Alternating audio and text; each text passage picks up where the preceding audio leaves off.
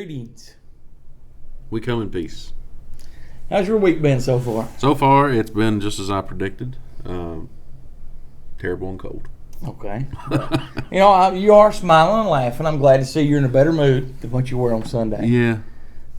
I really hate it that Ned got under your skin that bad. Oh, he didn't get under my skin. Oh, he didn't? No. Oh, I know it wasn't me. No, nobody got under my skin. Oh, okay. All right.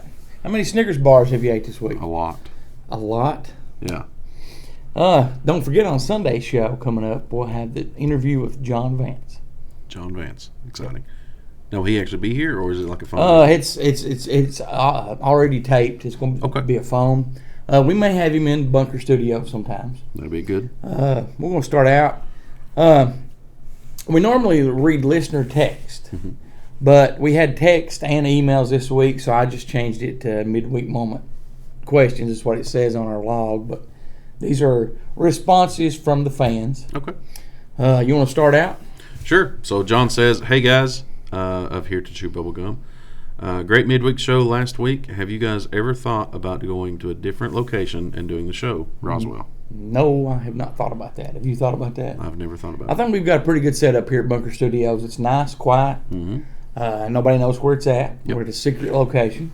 So, Ned fan says, and Ned's coincidentally not here right now. Yeah, he had a relapse. Yes. Ned fan says, we need the Ned Said segment. I was hoping to hear it on Sunday's show. Please make this happen. Well, Ned's all for that. We're definitely going to do that. I think that would be a great for Ned. Oh, definitely. So it'll get him out of his shell where he'll be able to talk a little bit more and not be so shy. So Andy says, "Hey Goose, I want to say, hey Andy, I want to thank you for getting this whole thing started. Thank you for bringing Cronkite and Ned on board. I didn't think it could get any better than you proved me wrong." And then at Elliot, "I'm not a fortune teller, but I see a daily or nightly show happening with you guys in the near future." well, that would be very nice. Hopefully we'll have more help. Hopefully Ned will take some more responsibilities and do a few little more things. Yeah, for sure. Justin says, "Hey Cronkite, other than Star Wars or Star Trek, what is another one of your favorite UFO movies?" Roswell. Put me on the spot. Justin put you on the spot. You certainly did. Well, first of all, hey Justin. I don't know. It would Independence Day count as one? It would. Yeah, that would count as one. Independence Day is a pretty good one. That's a good one. Right. I forget the name of it. It's something about Europa. There was a movie about Europa. I can't remember, but they traveled to Europa and they landed on the ice, and then the ice broke through, and there was they were looking for alien life on Europa. I think that was called A Star Is Born. Maybe I can't remember the name of it, but that's a pretty decent. It wasn't really called A Star Is Born. That's a chick flick. Then I'm not sure. Do you watch it a lot of Lifetime when you're? No, this was on Netflix. I don't remember what it was. You don't like Lifetime? I don't. Really? Why not? Because I'm not a girl. Okay. Let's see. Courtney writes, "Ned, if you could know one government secret, what would it be and why?" Well, Ned's not here, so I'm going to say, and then you can read it to me. Cronkite, if you could know one government secret, what would it be and why? Is time travel real? Why? Because I want to time travel. Okay. Goose. Yes. If you could know one government secret, what would it be and why?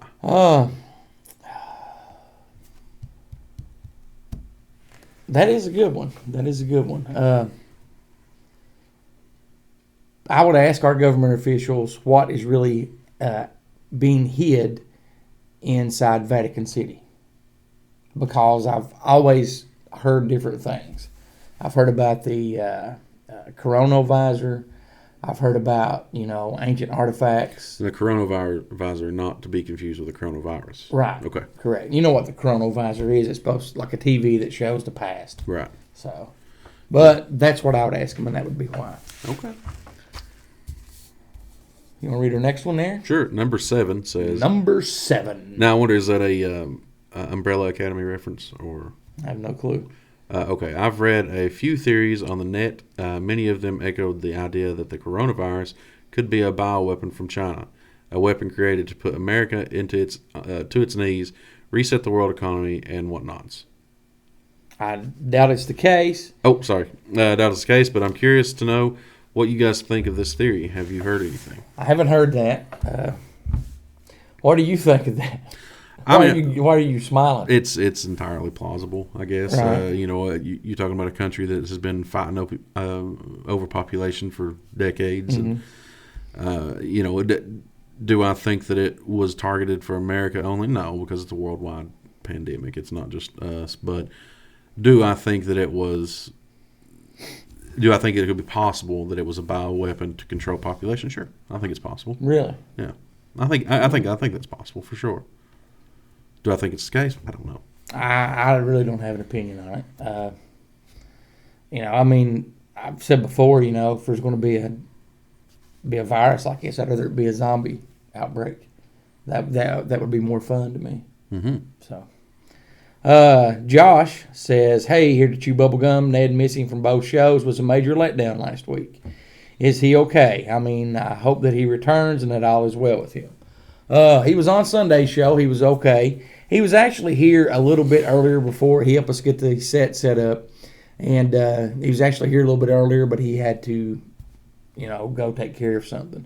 Also, you probably can't see it really good, but back here is the Flatwoods Monster. And this was sent in by a fan, a loyal listener of the show.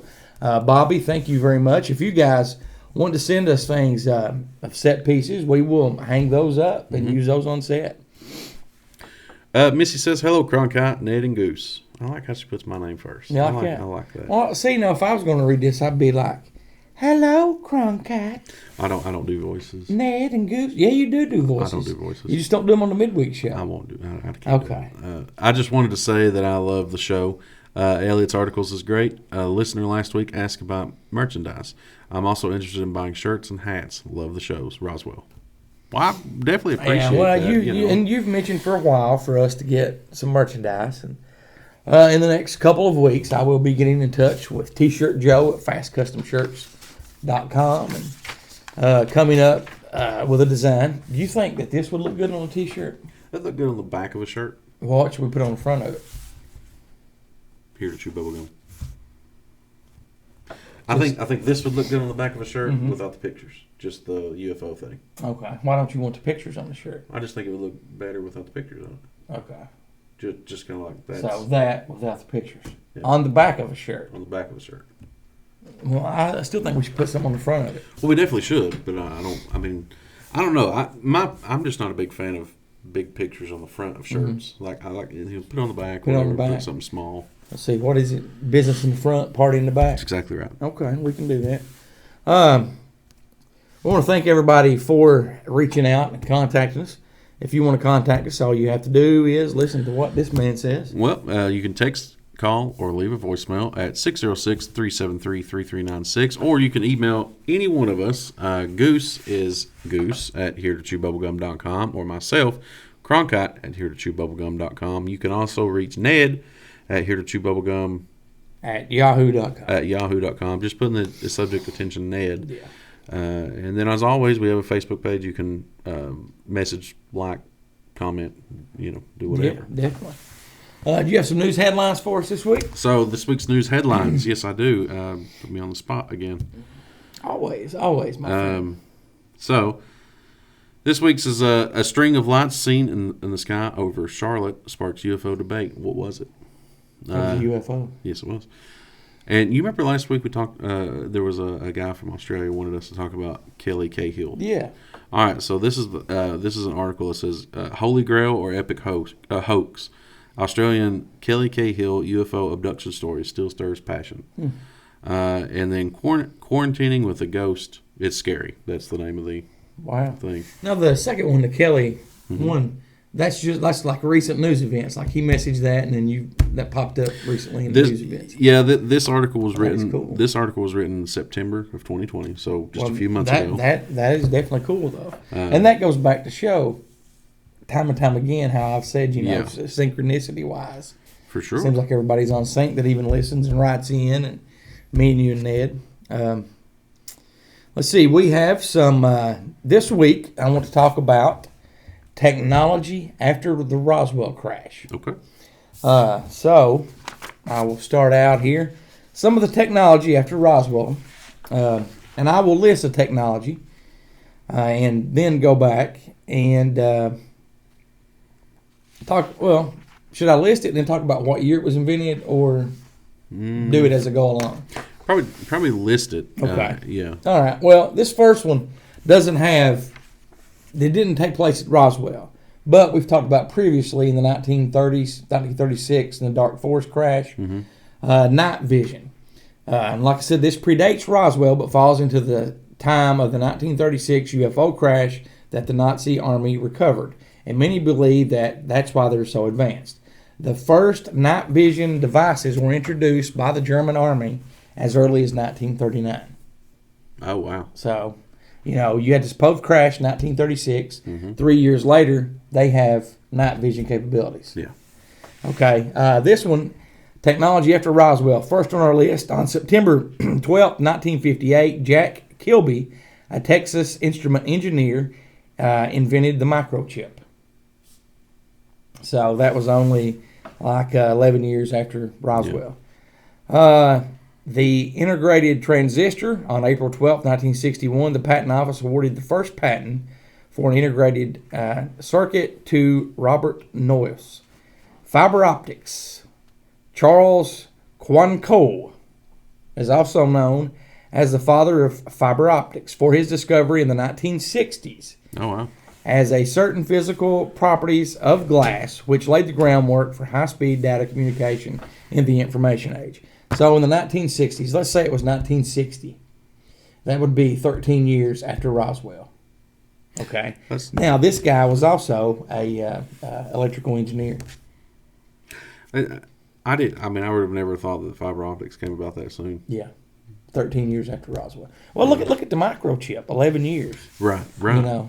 And that took, prior to that, you had rooms that were full. I mean, like a computer took up a whole room, and they could just hold megabytes. Right. Just a few megabytes, and that was it. Yeah, that's pretty crazy.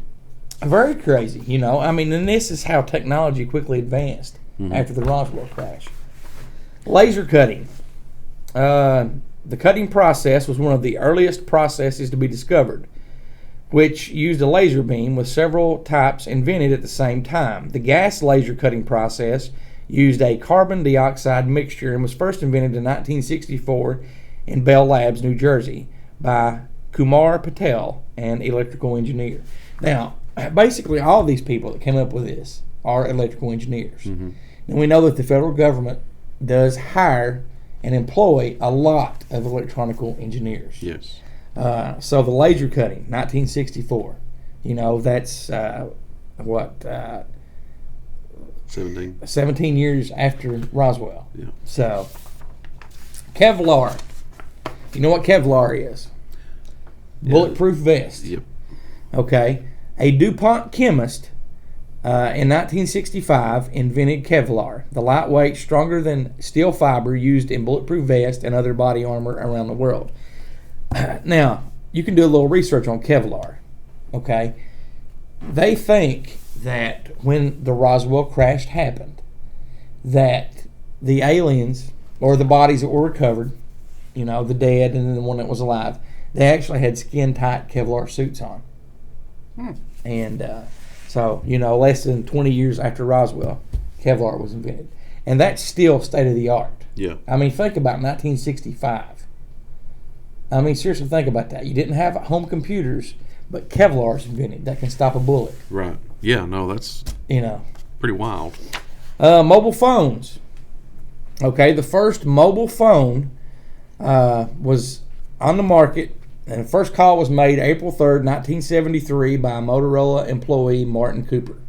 Okay, so less than 30 years later, you've got mobile phones on the market. Would have never said it was in the 70s. Honestly, in 1973, I wasn't even born yet. And I remember in the early 80s, the area I lived in, we still had a party line. Do you know what a party line was?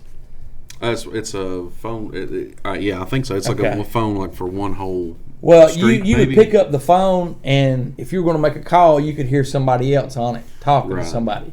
So you would have to wait. That was a party line. And, we still had that in 1980, And 7 years prior, they had made the first cell phone. Well, and that's what I was saying. Is like I would have never guessed that Less than 30 years. that a mobile phone call would have made it in the 70s. I would have said maybe the 80s. No, 70s. Okay, then there's an interesting fact. Now, I just threw this in there because we're from Kentucky, and this is something to do with Kentucky. Mm-hmm. The interesting fact, the history of the mobile phone goes back to 1908. Now, this is pre-Roswell, when a patent was issued in Kentucky for a wireless telephone. In 1908. In 1908.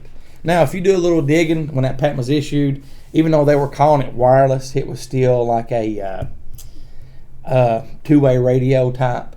Oh. But that was issued in 1908 in Kentucky, and it does say in the patent wireless telephone. But, even though people may say, well, hey, you had wireless phones before Roswell, yes, you did, but they were technically not mobile phones. Right. Those were two-way radios. So, and that was some technology that came after Roswell. What do you find most interesting there on that list? Probably fiber optics in the mobile phone.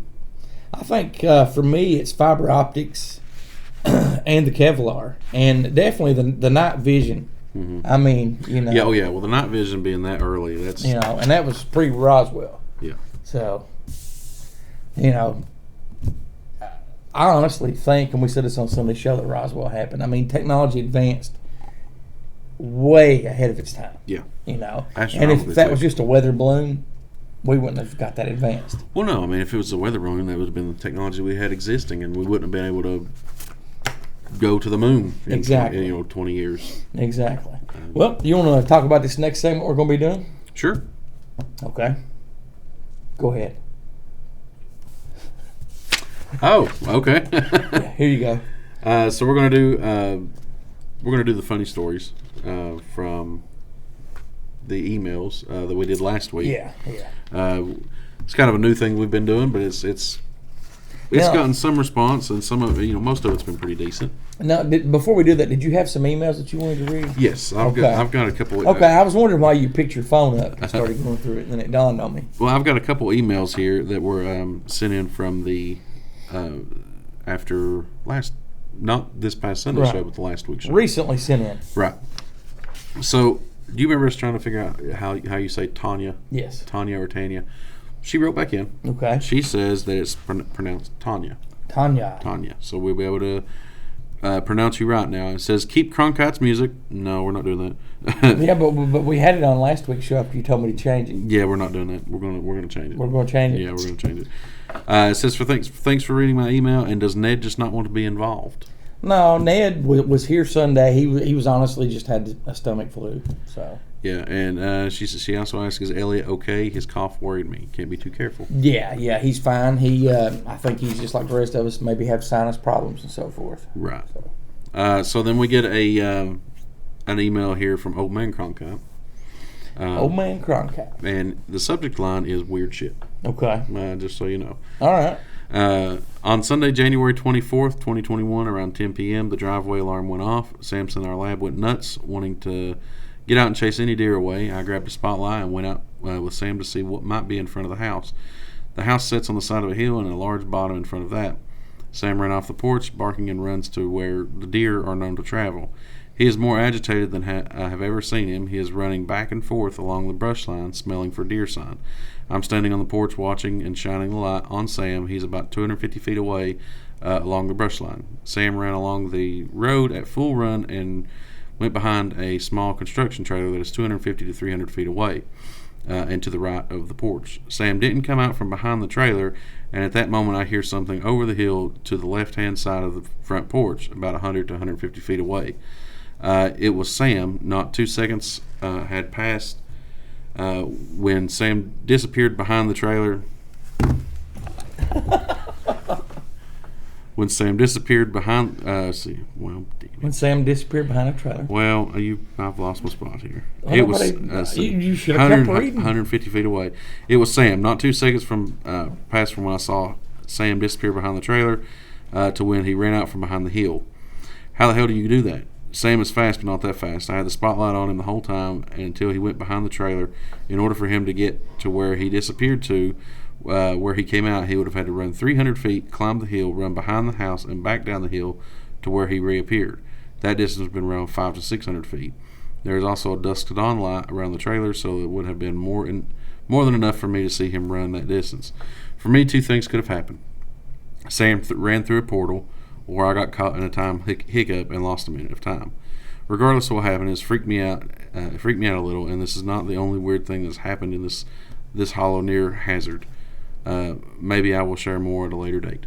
And when you were reading that, the first thing I thought is he's running through a portal. I didn't even think about the time hiccup. Yeah. So we were discussing. Thank you very much, old man Cronkite, for writing in. We were discussing that a little more in depth when he sent that to me. He was talking about.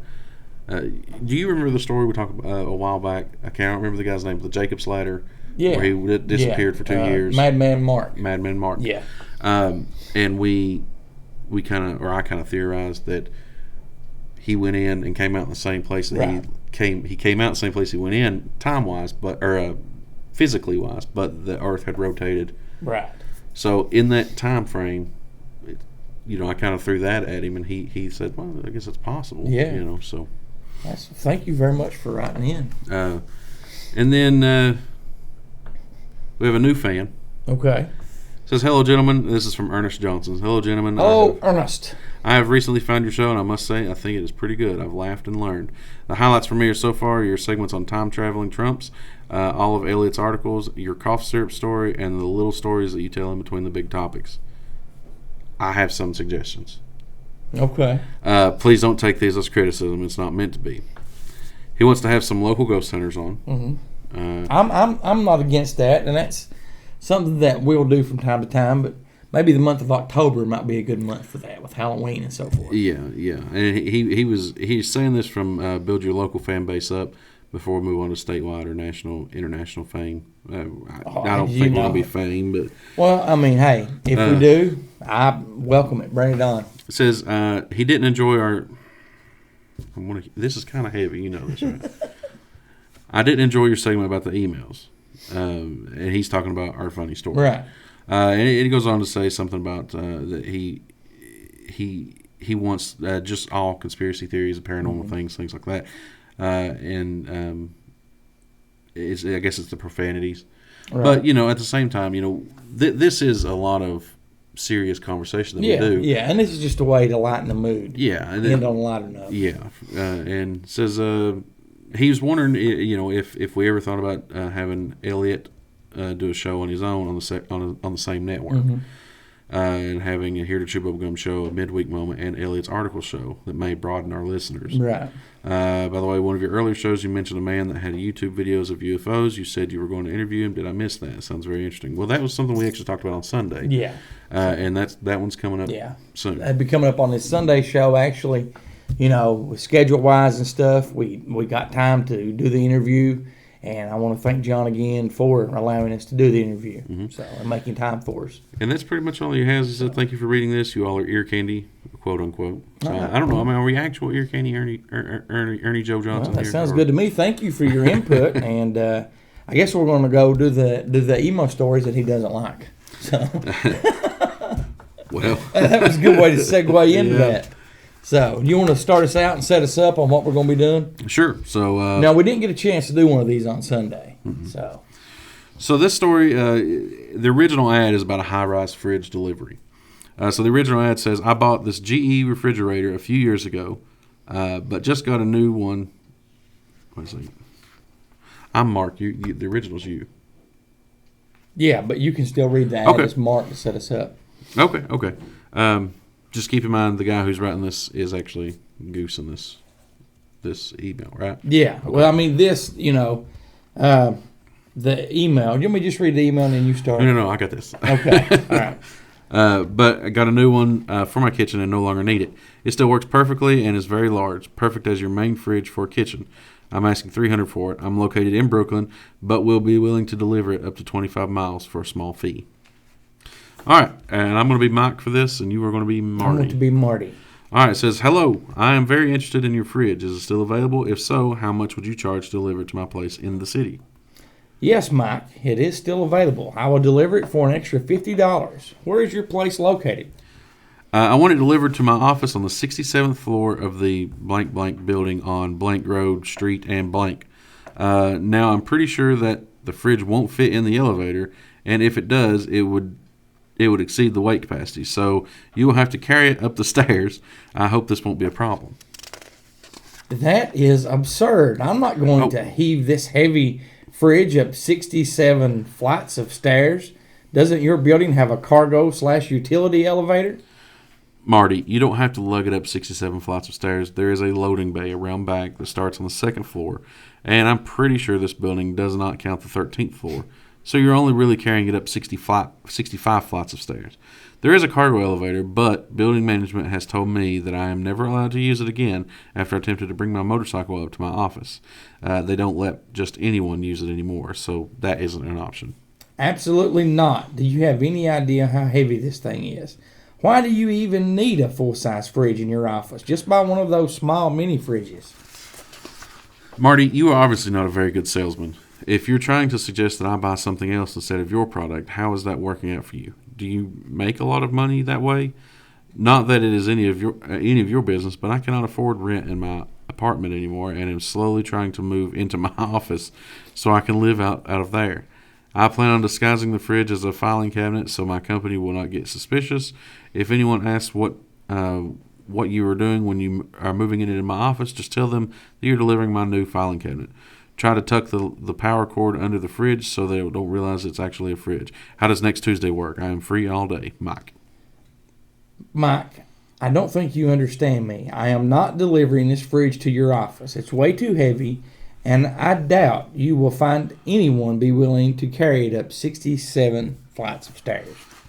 Marty, I'm sorry. I must have misread your ad. I could have sworn it said willing to deliver up to 25 miles for a small fee. Am I crazy, or did your ad say that? I don't recall it saying we'll be willing to deliver it as long as your building isn't too big and scary for my weak little body to carry it up. Hey, listen, douchebag.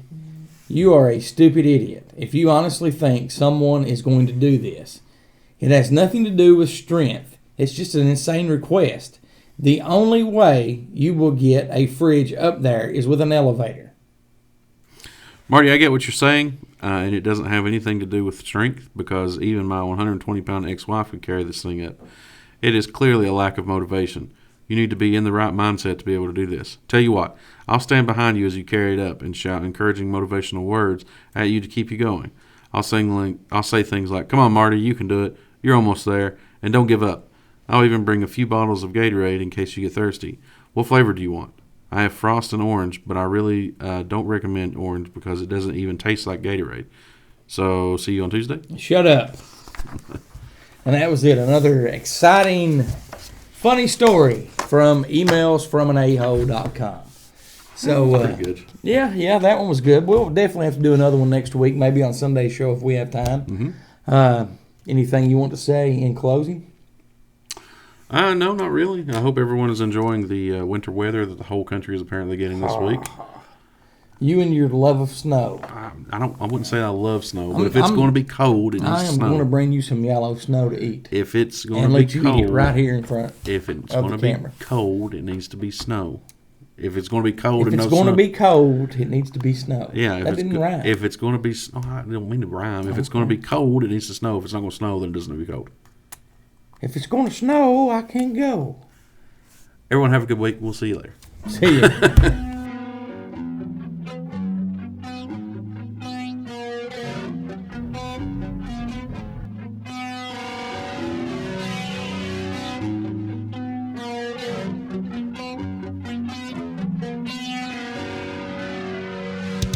Thanks for listening to Here to Chew Bubblegum. Tune in next time as we dive deeper into things the government doesn't want us to know.